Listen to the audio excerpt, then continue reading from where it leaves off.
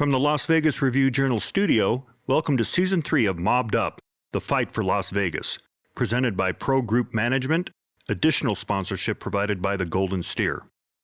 I'm John Katsalamidis, and I'm back for one final time this season with a quick warning. This podcast contains explicit content such as strong language and depictions of violence, including murder. Please be advised this podcast might not be suitable for all audiences. Of all the stories that have been told about Oscar Goodman, and there are legions, few harken back to his childhood in Philadelphia. Growing up in a tight-knit family with dedicated parents and two devoted younger sisters formed Oscar's relentless work ethic, a passion for fairness, and fueled the ambitions that led him to becoming a high-profile lawyer and mayor of Las Vegas. Oscar was born in 1939 to parents Laura and Alan Goodman. His mother was an accomplished painter and bronze sculptor. His father worked for the Philadelphia district attorney and often brought young Oscar along to the office. He still remembers the impression that made on him. Before dinner, I would meet my dad, who would take public transportation.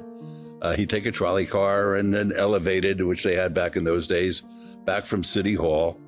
And it was a wonderful thing because wherever I went with my father, everybody would say, "Hello, counselor." "Good morning, counselor."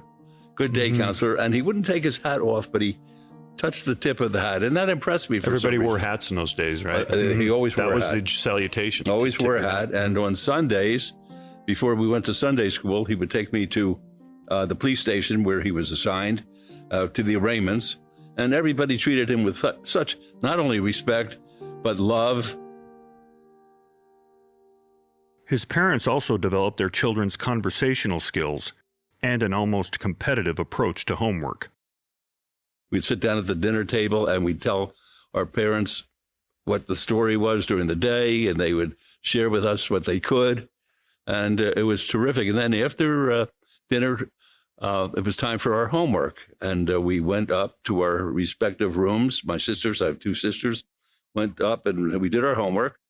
But before we could compose it where it would be turned in to our teachers, we had to go downstairs to a basement, more of a cellar. That's where the coal was stored to heat the house. And we had one blackboard there and chalk and erasers. And we would have to write our assignment on the blackboard. And he would correct it. Wow. And we were not allowed to turn it in until we copied it from the corrections onto our papers. And then he would review them, and then we would be able to take them to school. This sounds like it's as challenging as school. Well, it wasn't. It was. We knew it was out of love. We didn't have a television that we were running to. We didn't have the little computers that we were shortening our thumbs with. This was. You did your homework, and then after homework, you listened to the radio, and we had the programs like The Shadow, The Green Hornet, Joe Palooka, those kind of things, and it was great. The family would sit around and you used your imagination. Everything wasn't written out for you or spelled for you. And that's the way we were raised. And it was a wonderful childhood, the best. It gets no better than that. It sounds to me like you got maybe your personality traits from your mother. She says and the discipline from your father? Maybe? No, they never disciplined me in the sense. I mean, the self-discipline, the idea of it just happened. Precision. Maybe they knew how to guide the ship and move the rudder. So I was learning without thinking that I was being taught. But Carolyn says that I inherited my mother's artistic bent, and perhaps the drama. And she says. Very little of my father's brains.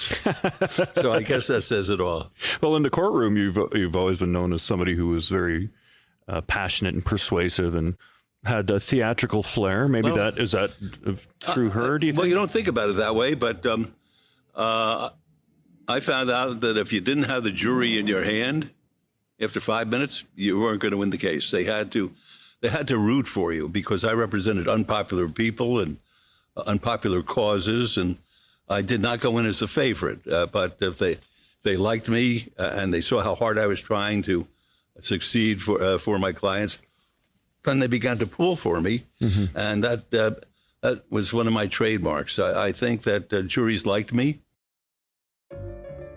And while Oscar attended Haverford College, he met someone else who also liked him quite a lot, a student at Bryn Mawr named Carolyn Goldmark. It was not love at first sight, but it was love at second or third sight, but we courted, and she said, if I'm going to marry you, you have to ask my father for his permission for my hand. I mean, that's real old-fashioned. And I said, well, am I supposed to ask for your hand? And she said, I can't marry unless he gives you his approval. So I went there, and I could just tell Carolyn and her mother, they were in the next room up at the apartment in New York, and they're listening to me. And it went sort of like this. I said, Doc, he was a doctor, and a very prominent doctor, president of the New York Medical Society, and doctor to people like Marilyn Monroe, and an OBGYN, and had a lot of respect in the medical community and elsewhere. I said, I have something I'd like to ask. And he said, what do you want? Because I wasn't poor, but I had the same pair of sneakers for 10 years, which I found on the beach of Nantucket when I was drawing cartoons one summer. And so there were secondhand sneakers. Secondhand and maybe fifth-hand sneakers. And I had an old ratty sweatshirt. And, I was not the kind of person he envisioned, the prince asking for his daughter's hand. And he said, how are you going to support her? I said, well, I'm not. He said, what do you mean you're not? I said, I'm going to law school, and she's going to support me through law school. He said, let me tell you something. He says, if you don't support my daughter in the style to which she's become accustomed, I'm going to... now, on this blog, are we allowed to use words like ass? Go ahead. He said, I'm going to kick your ass from here to 76th Street. They lived on 75th. And then this really sealed the deal. I looked at him and I said, if you're big enough. So that's how the marriage was. So he didn't grant. No, I wouldn't not say. This no, it's what's that old? How? You ask. You don't ask for permission. I learned that. You ask for forgiveness. Okay. Okay.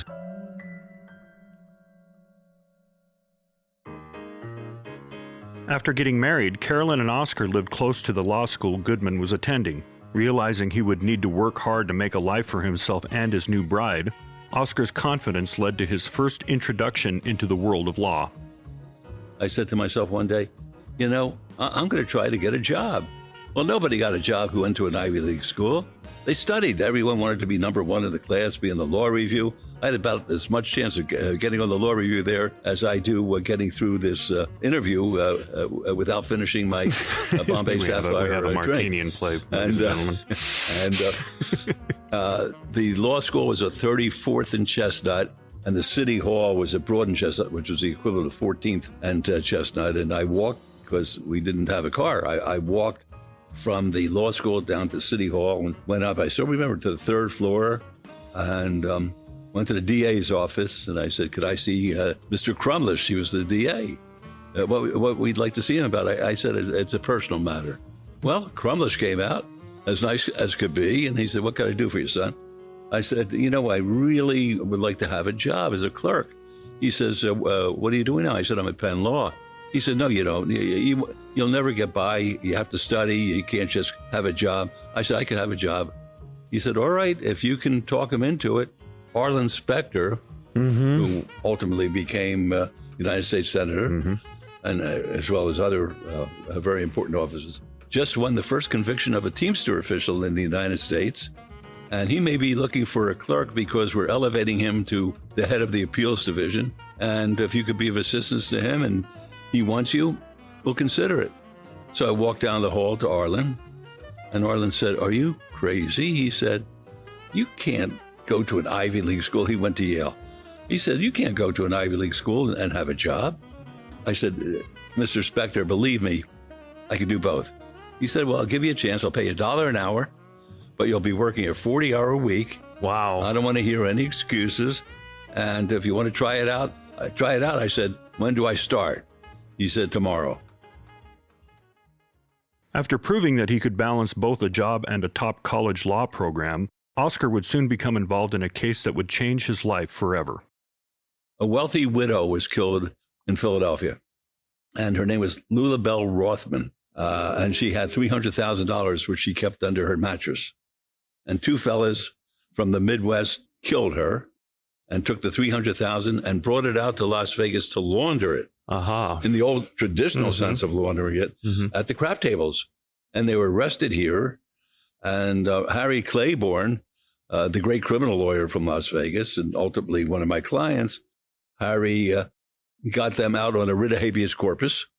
And they went to Omaha, where they were arrested once again, this time for the murder of the woman in Philadelphia. They raised the search and seizure issue of what took place here in Las Vegas. And Arlen, we tell the story differently. I know what happened. Arlen thinks it was funny when he said it. Arlen tells people he sent me out to interview the arresting officers, and I never came back, and I kept the money. But I went out, and it's a cold, dreary night, and the officers came back to Philadelphia for being interviewed for motion to suppress, and we worked about 4 or 5 hours together, and they had a little Chinese food brought into City Hall. And at the end, they said, "What are you doing here?" I said, "Where else is there?" I said, Atlantic City, New York. No, I guess no place else, because you had to psych yourself up in those days to go from Philadelphia to Atlantic City, which is 60 miles. It took you about a half a year to decide you're going to make the trip. And New York was out of the question. It was 90 miles. They said, "Have you ever thought about coming to Las Vegas?" I said, "People live there?" How many times I've heard that in my career. And they said, "Oh, it's a great place to live." I said, "You're kidding." And he said, "No, it's a wonderful place for a young lawyer to start out." So I went home that night and woke Carolyn up, because she always had to go to sleep. She had to get up to go to work. And I'm coming back from the DA's office and then studying a little bit. Woke her up and said, "Sweetheart," I said, "how would you like to go to the land of milk and honey?" She said, "Oscar, I love you, but I'm not moving to Israel." I said, "No, Las Vegas." So we came out here on a junket. People don't even know what junkets are anymore. It's where the hotels would rent a plane and gamblers would get on it and come out. And they'd be treated as big shots at the hotels. We came out on a junket. She had mononucleosis at the time, and we were staying at the Flamingo. And on Saturday morning of the weekend of the junket, I came downtown and I went to all the lawyers had storefront offices along 3rd Street and 4th Street. And everybody was working on Saturday morning. And I went in, and one after another, I would say to them, "If you were a young lawyer, would you stay in Philadelphia where you have a future? Could work for my father. I could work at the DA's office, or come to Las Vegas." They said, "You got to come to Las Vegas." And I never heard of anything like that, because most people would be pushing competition away, and they were saying it's a great place to come. So we decided to come to Las Vegas. There's a lot of truth to the fact. I think I was not, I did not have the best grades in law school. I think we wrote over 100 letters and sent them to DA's offices all over the country. I sent a letter to the district attorney of Las Vegas, and of course there is no such animal. There's the district attorney of Clark County and the city attorney of Las Vegas. It got into the hands of the DA of the county, Ted Marshall, and Ted said, "You come out for an interview." And only one other place asked me for an interview, and that was Heppner, Oregon. Heppner, Oregon. If you can imagine that. Klamath Falls. Did Las Vegas have the reputation at that time of being kind of the Sin City? Did it have that image? Let me put it this way, John. In those days, I can only explain it in these terms.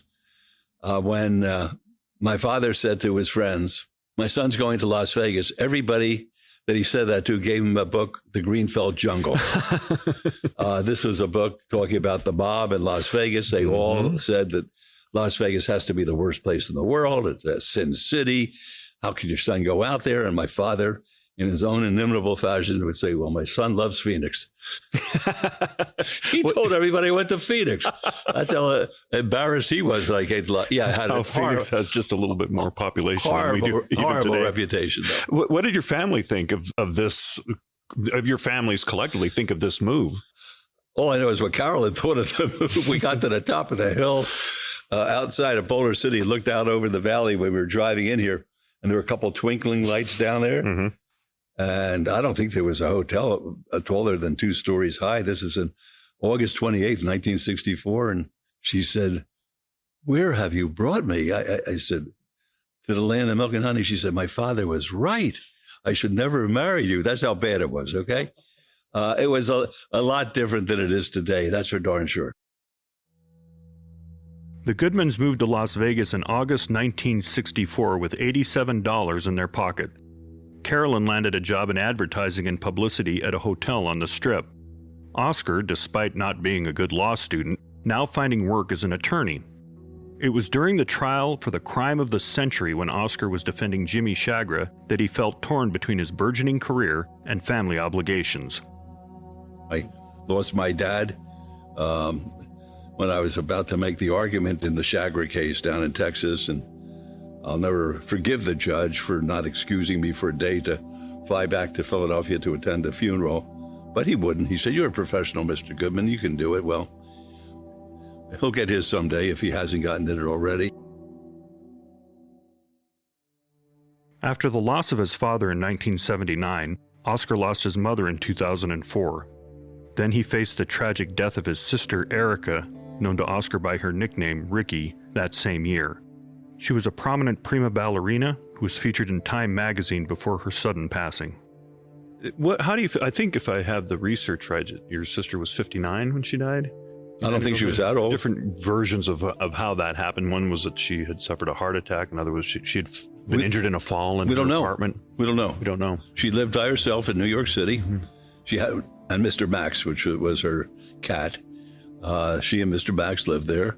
Then one day on December the 20th of the year that it took place, I believe it was 2004,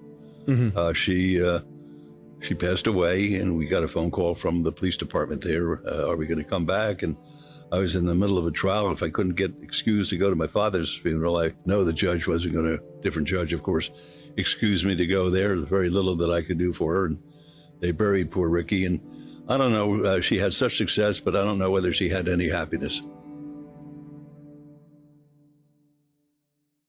Mobbed Up, the fight for Las Vegas, will be back after this. Can't get enough of the intrigue, drama, and excitement behind the history of Las Vegas? Live it by dining at the Golden Steer Steakhouse, the oldest steakhouse in Las Vegas and an old haunt of Tony Spilatro's. You know, the guy from the podcast you're listening to. The Golden Steer has been serving up famous and infamous customers since 1958, from mobsters to the Rat Pack, Muhammad Ali to Holly Madison. Enjoy this classic experience in person, or try their world-famous best steaks on earth in the comfort of your own home by ordering today at goldensteerlasvegas.com. Was there another path for you when you were growing up, other than going into law? Oh, yes. What if it weren't that path? What else was out there for you? You mean other than selling heroin and that kind of thing? Yeah, really. I mean, I know you had an interest in Broadway musicals and stuff like that in your life. No, I took all sorts of piano lessons and things like that. But I wanted to be a rabbi.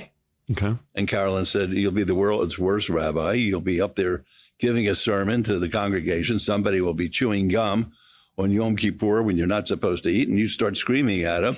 You'd last about 2 seconds in that job." And she says, "You'd be a terrible rabbi." I said, "Okay. How about a football coach?" She said, "You can't even play."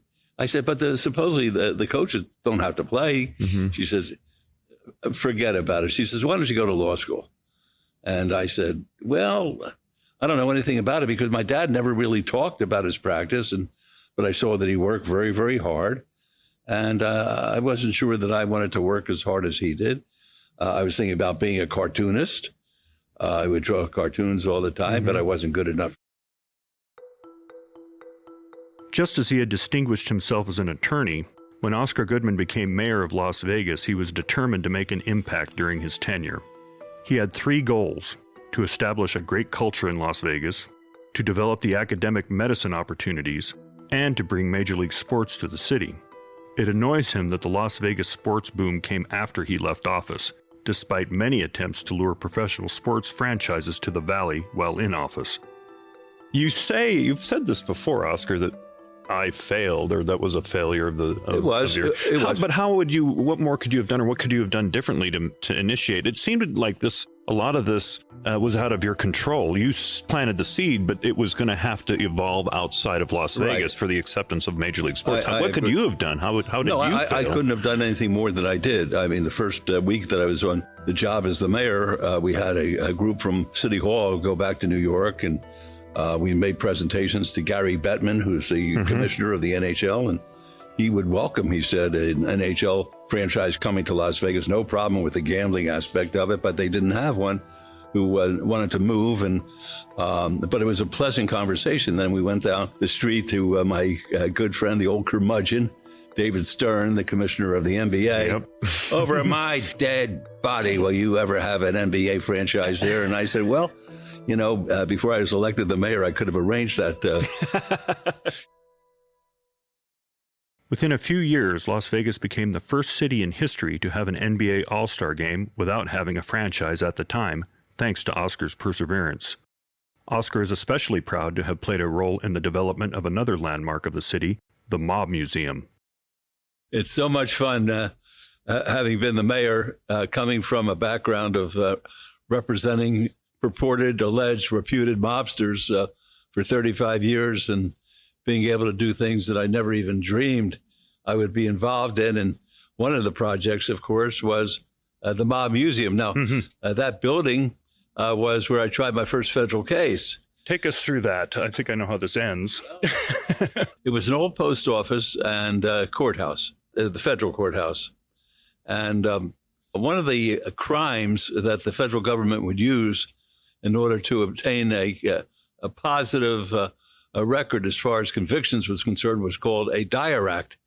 Dyer Act is just proving that a car was stolen in one state, crossed the state lines, and was found in another state. And usually the person who was behind the wheel was indicted for a violation of the Dyer Act. And they made their record. It was so easy to prove it. No one ever won a Dyer Act case. And one day I had the opportunity to get involved with a case that really was the start of my career as a criminal lawyer in the federal system. Carolyn and myself would go out and we would buy dinner at the Hacienda, a place called the Hacienda. What was that? Hacienda Steakhouse. Yeah, it had a name that was familiar to me. But it was a steakhouse there. We'd buy a steak, and then she would sit down and she would play 21. She was the original counter as far as I was concerned. Playing single deck, was she? They played single decks then. Okay, yeah. And she grew up with her parents playing a card game at home called Concentration, where they turned the deck over and then you had to match up the pairs I know and the numbers. And her mind was trained that way. So she would invariably take what was left over from our dinner check, as far as the money was concerned, and sit down at the blackjack table and would win. And when she'd win, she put the money in her purse. And when she'd lose, we get up and we go home. And we would do this. And I would stand behind her because in those days, Las Vegas was a different kind of place than it is today. Now, you look at somebody talking to a dealer who wasn't playing with askance. Then I was able to stand behind her, talk to the dealers, become friends with them, basically. And one of the dealers became very friendly with me. And I get a phone call from him one day, and he says, Oscar, I have a financial problem. Would you be able to help me? I said, I really don't know much. The dealer has a financial problem. Yes, the dealer has a financial problem. And he said, I think I need to file a bankruptcy. I said, I've never done it before, but I'm happy to learn. And he came down to my office, and my office was over a flower shop at the time. And I had a little bridge table with 4 little chairs and sat down, took the information out, and he paid me $250, including the fee and including the costs. And I filed the bankruptcy. He was very happy. I was very happy. I made a little bit of money, and he got his bankruptcy, and we remained friends. Well, a phone call came into the Hacienda pit maybe a couple of months afterwards, and the fella who was on the phone said, who's the best criminal lawyer in Las Vegas? And the dealer said, well, I don't know whether he does any criminal work, but Oscar Goodman's a nice guy. Well, nothing ever changes in Las Vegas. Nobody ever says, I don't know. They always have an answer for a question. And a fellow says, okay. And he calls his friend. He says, they say that this kid, Oscar Goodman, is a great criminal lawyer. Shall we hire him? And the mobster who asked him to get a lawyer for his stepbrother who was charged with a Dyer Act said, go and retain him. So I get a phone call at home, and it's from a very prominent bookmaker in town here. And he says, come over to such and such a location. Well, I never heard anybody talk that way. I got a little scared. So I said, what's this about? He says, we want to hire you on a case. So being the brave guy that I am, I said to Carolyn, why don't you take a ride with me? You brought her with you? Oh, of course, because she could protect me. And we went over to a very nice home at 15th and St. Louis and knocked on the door. The guy comes to the door and he says, here's 3 dimes. Hands me an envelope. I didn't know what a dime was. So I said, thank you very much. He said, then you better win the case. So I was shaking in my boots and went out to the car and I said, sweetheart, let's drive around the corner. And I opened up the envelope and there were $3,100 bills. And I said, I better win the case because I had never seen that much money at one time in my entire life. And I became a little concerned because I had never tried a federal case. And then they said it was a Dyer Act. And I knew enough to know that nobody ever wins a Dyer Act. So I was in some real hot water on this one. And the time comes for the trial. And on the trial day, the stepbrother and the brother come up to my office 7:30 in the morning, and they say, are you all set? I said, oh, no problem. You're going to win this, aren't you? I said, you bet. And what am I going to say? No, I'm going to lose it. The whole thing's, I had no choice. Predicated on exaggeration at this point. Right, I had no choice. I had to win the case, but you couldn't win the case. So I said, but I want to go over to the federal courthouse. I wanted to waive the jury here because deep down inside, I knew I never picked a jury in federal court. And I wanted to talk to the judge and find out whether I could waive the jury and say it's a legal issue and, plead that he's able to throw it out based on the law itself and without any factual showing in front of a jury. And the clerk is there and she's walking into the courthouse. She said, what can I do for you, Mr. Goodman? I said, I'd like to see the judge about waiving a jury. She said, no, he won't see you, but let me ask him. And she comes out 5 minutes later and she said, I spoke to the judge and he's already summoned the jury in here. And you cannot waive the jury. You're going to be trying a jury trial. With that, she turned around and went into the courtroom. And I went towards my office and threw up all over. And I can tell you exactly where it is. It's the second step of the federal courthouse building on the right-hand side next to the brass rail. They should have a little plaque there. This is where Oscar parked it. And I went back. I went back to my office, and the client and his brother are there. They said, everything work out? I said, well, we decided I'm best off with a jury. So we went over, and it was St. Valentine's Day of 1967, I believe. I've been practicing law for a year and a day. And we picked the jury. And basically in federal court, the judge does most of the selection. So I really wasn't in a lot of trouble. And had a decent prosecutor. They rarely have them anymore. And he was very, very fair. And I think that I got the best of the trial. But no one ever wins a Dyer Act. And trial lasted only a day. We headed back to my office while the jury went out to deliberate about 3:45. And on the way back, the brother, the mobster brother, says to me, is it better if there's a quick verdict or whether the jury takes its time? And I said, that's not even close. The longer that they take, the better off we are. And my law office was about 1.5 blocks from the courthouse. We walk in, the phone's ringing. The jury has a verdict. I said, I told you, the faster they come in, the better off we are. And the guy looks at me like I'm nuts. And we went over there, and the jury came back with a not guilty. And it just so happens that the mobster was a close friend of the lawyer for Meyer Lansky.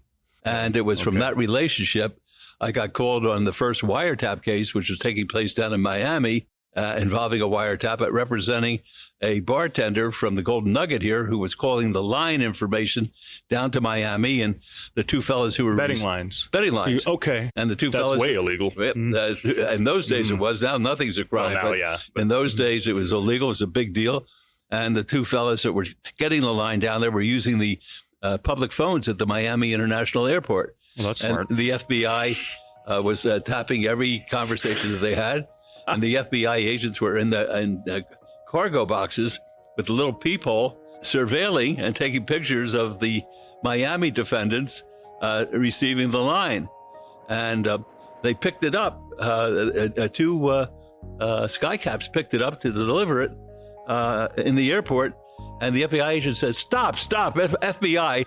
And if you ever wanted to see eyes pop up, it looked like something out of an old-fashioned movie.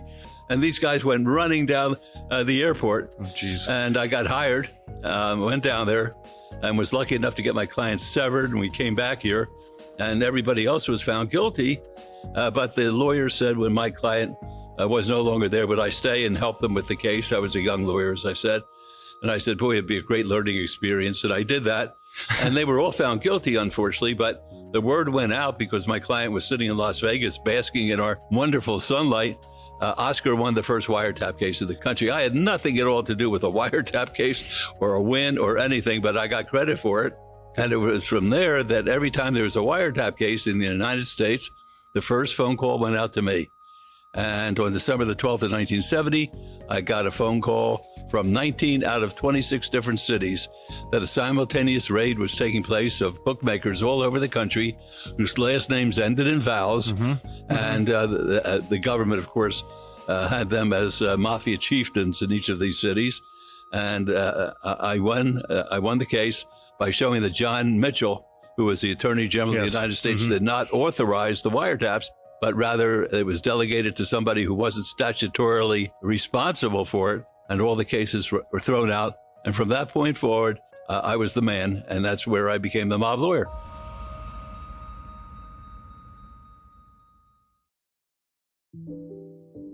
With a family that includes 4 accomplished children and his wife of more than 60 years, a career that has cemented himself into the history books of Las Vegas as the happiest mayor in the universe, and his time as an attorney that is almost made for Hollywood, Oscar Goodman calls himself a lucky man.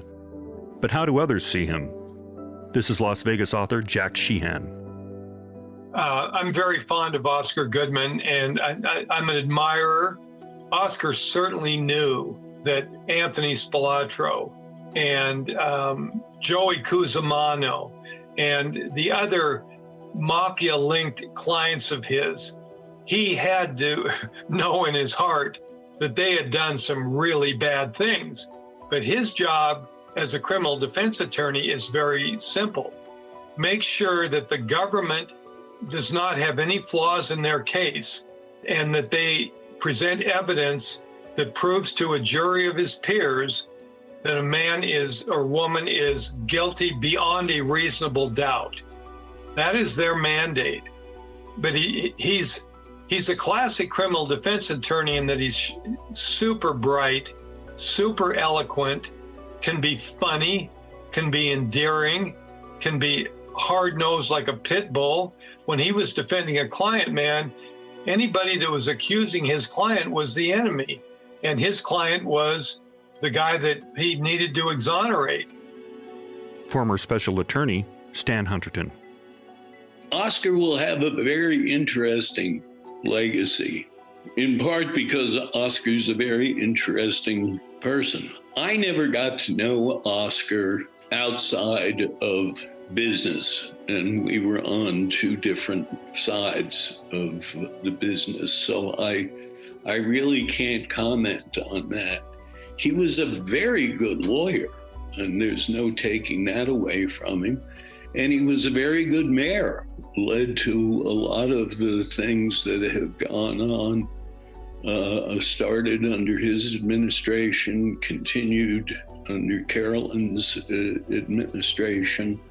So I think it may be an only in Las Vegas story, because I don't know of another town where Oscar could have had the early part of his career that he had and then gone on to the civic part of his career.